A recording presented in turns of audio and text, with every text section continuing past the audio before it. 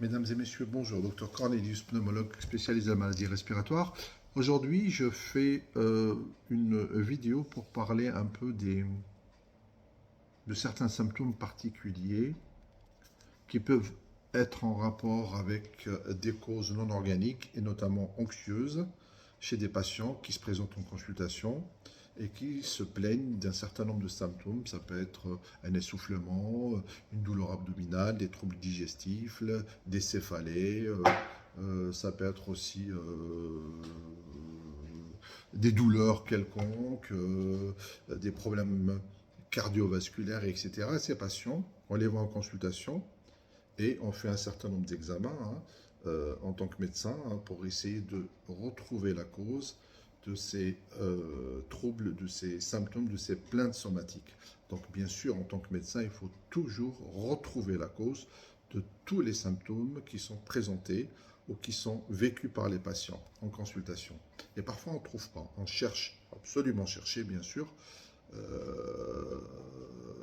faire des examens complémentaires et le cas échéant trouver la cause de ces symptômes, de ces douleurs ou de cette souffrance et la traiter.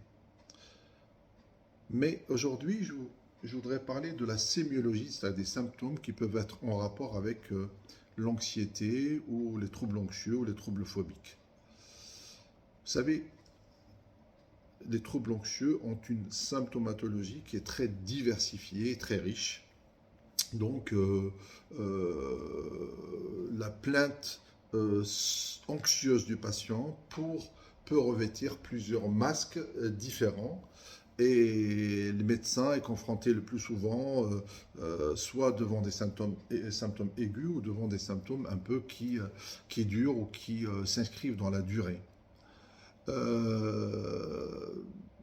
Donc ces symptômes peuvent s'exprimer à travers plusieurs dimensions. Ces dimensions peuvent être psychologiques, peuvent être physiques, peuvent être comportementales, peuvent être émotionnelles, etc. Donc le médecin, surtout quand il est psychiatre ou médecin traitant, peut éventuellement, le plus souvent identifier certaines pathologies anxieuses, par exemple le trouble anxieux généralisé, le trouble phobique, le trouble panique, l'agoraphobie, la phobie sociale, l'anxiété sociale, etc. Donc ça, ce sont des diagnostics qu'on peut évoquer devant des symptômes bien précis chez un médecin ou un psychiatre qui est entraîné, qui connaît bien les pathologies. D'accord ? Cependant, certains patients ne répondent pas à des critères bien précis concernant les troubles anxieux qu'on peut diagnostiquer assez facilement ou assez aisément, mais s'expriment d'une autre façon, à savoir par des symptômes diversifiés et physiques, d'accord? C'est-à-dire, ça peut être un tas de symptômes vraiment, vraiment physiques qu'on ressent dans notre corps et il faut savoir les détecter, il faut savoir bien sûr les diagnostiquer, rechercher une cause organique, vraiment malade, une maladie organique qui peut être cardiovasculaire ou autre, et avant de penser à un éventuel trouble anxieux.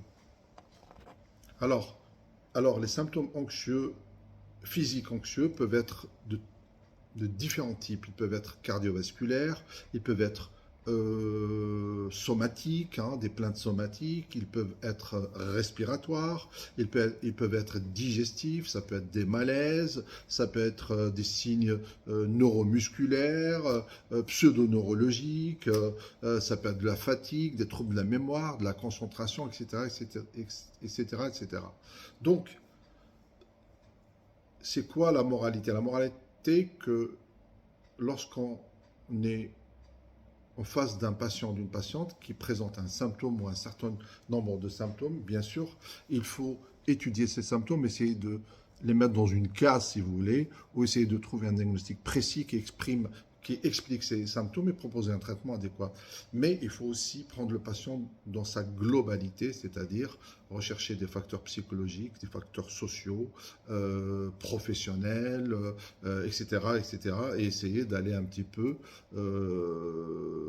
au fond des choses pour pouvoir se dire que ces symptômes, une fois leur cause organique est éliminée, ces symptômes existent, pourrissent la vie du patient, l'handicap dans la vie de tous les jours, l'empêche de travailler, l'empêche d'être heureux, etc.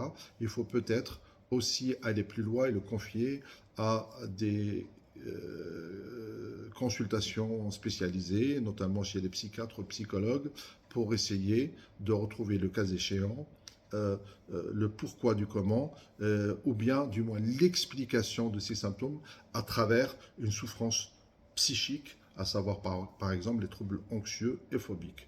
Voilà, donc je ne suis pas psychiatre, hein, je ne suis que médecin clinicien, mais bien sûr le médecin clinicien doit rechercher toutes les causes organiques pour expliquer des symptômes.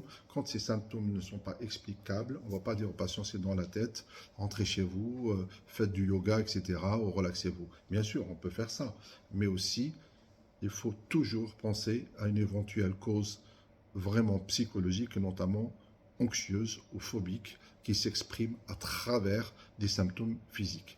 C'est-à-dire que la médecine, ce n'est pas une science exacte, ce n'est pas forcément facile tous les jours, mais aussi, il faut savoir aller vraiment le plus loin possible pour essayer de trouver la cause, qu'elle soit organique ou psychologique, pour vraiment soulager le patient et le sortir de son cercle infernal, parfois de symptômes extrêmement persistants et qui continuent, qui lui gâchent la vie. Merci de votre attention. Au revoir.